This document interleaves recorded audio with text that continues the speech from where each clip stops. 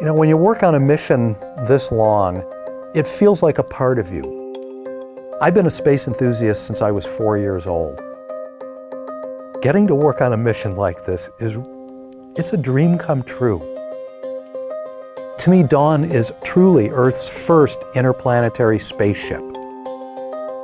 No other spacecraft has gone to a distant body, gone into orbit around it, maneuvered there, then broken out of orbit, traveled elsewhere in the solar system to another alien world, and gone into orbit around it.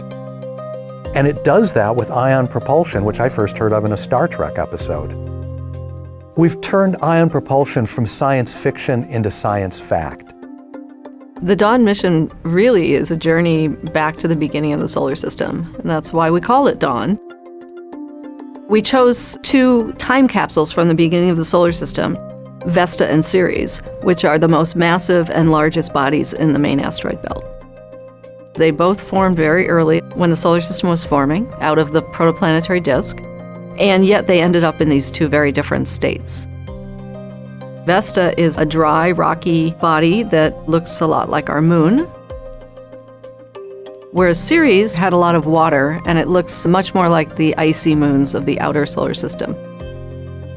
And it seems like what determined their eventual fate was the location where they started. And we now believe that Ceres formed much farther from the sun than it is now. When Dawn found the bright material on Ceres, what we saw was completely mind-blowing. It was made of sodium carbonate. Sodium carbonate is not common in the solar system, but we see it coming out of the plumes of Enceladus.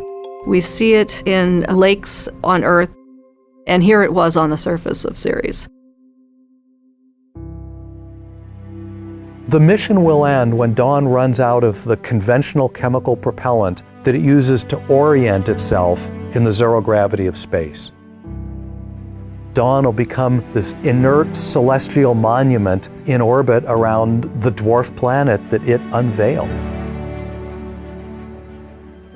Dawn serves as a lasting reminder that the passion for bold adventures and our noble aspirations to reach out into the cosmos take us far, far beyond the confines of our humble home here on planet Earth.